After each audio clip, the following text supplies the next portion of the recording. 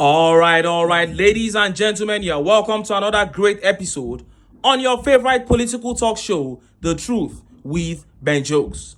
Now, if you are living in this country and you still eat 3 square meals, you still live a decent life, and you are not the type that conducts independent research, you are not likely to know the extent, you are not likely to know the gravity of what is happening in this country right now.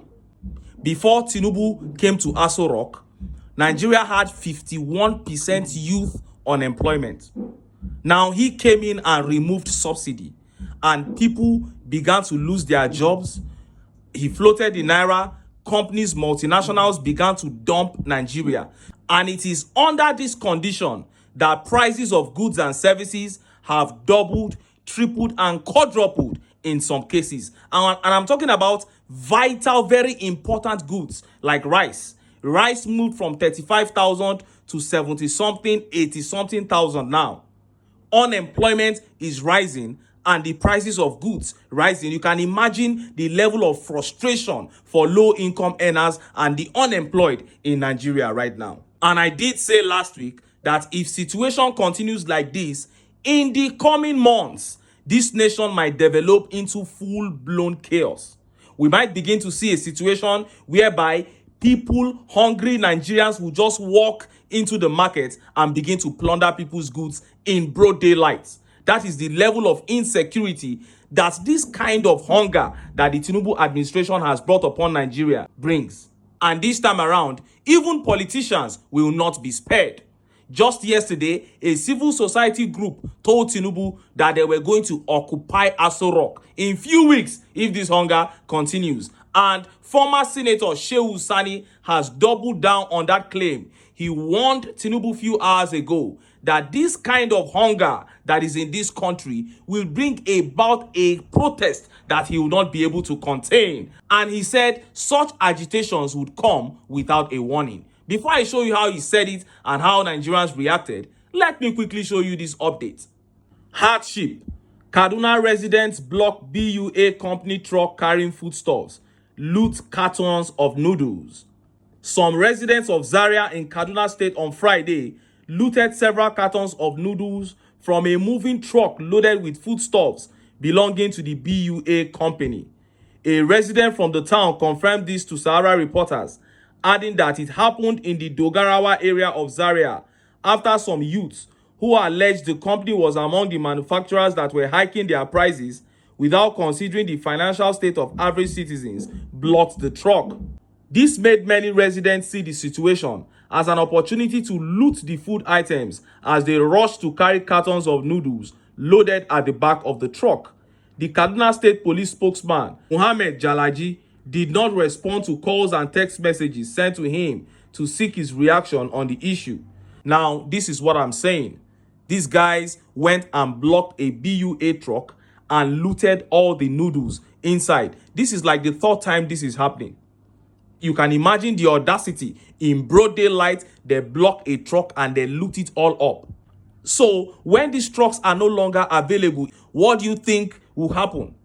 When these same people get out on the streets, get into the markets, what do you think they will do? And look at how Nigerians reacted. Look at some of the tweet reactions. This tweet by Ayomilekon says, to show the level of hardship in the country, I doubt if people can really withstand this government till 2027. And this tweet by Jamila says, the poor have started attacking the rich. Oh, and Esther here says, it has begun, the chaos of poverty and hunger.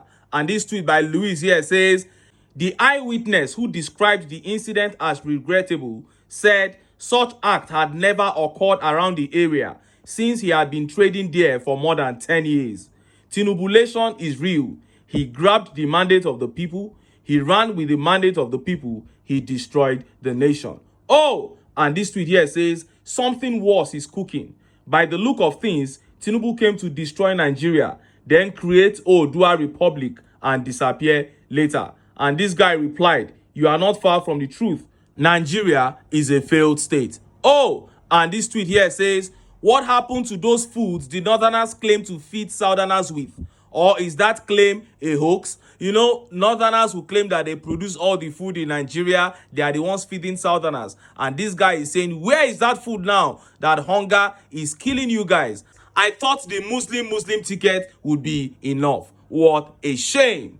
Now, let us look at how Senator Shehu Sani sent that sensational warning to Tinubu. Look at how the papers reported it. Fix economy to avert angry Nigerians protest. It doesn't come with notice, Shehu Sani tells Tinubu. Former Kaduna Senator Shehu Sani has advised Tinubu's administration to work hard and fix the economy to avoid the looming protest of angry Nigerians. The ex-federal lawmaker said this kind of protest does not come with a notice like the Nigerian Labour Congress and the Trade Union Congress. Sani gave his advice via his X account on Friday, following the exchange of words between the NLC and the federal government after the former suspended its two-day warning protest. The federal government had told the labor unions official to wait till 2027 if they wanted to contest for the office of the president, saying that the protest was uncalled for.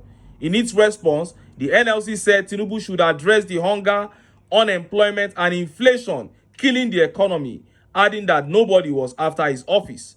Reacting to the development, Sani said, the most dreadful demonstrations are not from organized labor or civil society organizations that issue notice before embarking on it, but rather those staged by the unemployed, hungry, and homeless people who have nothing to lose. He wrote, the most dreadful protests are not the controlled ones organized by the labor unions, the organized civil society, or opposition parties.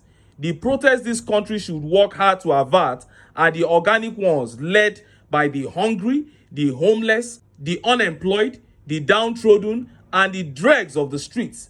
This kind of protest doesn't come with notice of date of commencement or date of suspension. This protest is the kind led by people who have nothing to lose but their shackles. This is the kind of protest the government and the nation must avoid. Avoid care. That is the kind of protest that the nation even needs. In fact, that is the kind of protest that the people must quickly begin to put themselves together to embark on. Well, if you are telling Tinubu to avoid it, it's good for him. But if the only way he can avoid it is to turn things around for good, I don't see that happening. I don't see a way these guys are going to pick this economy back up. These guys don't have the knowledge of what to do, and the political will is also lacking for them to do the little that they can. And when they come out to even talk to the people, they talk without respect. And look at how Nigerians reacted to Shehu Sani's warning to Tinubu. Look at some of the tweet reactions. This tweet here says, fix the economy with which idea? People in charge are helpless together with those helping them. International economics is not Nigerian thing, so it cannot be saved through Nigeria way of bribery and intimidation. That is it. They are not even ready to begin to do the right thing. Corruption has to be taken out. There is a popular saying that culture will eat up strategy any day. If you have a culture of corruption, there is no strategy you bring up that will fix the economy. And corruption, APC, these APC guys, they are the lords of corruption. They sleep, wake up, and swim inside of corruption. And that is why they will never be able to fix the economy.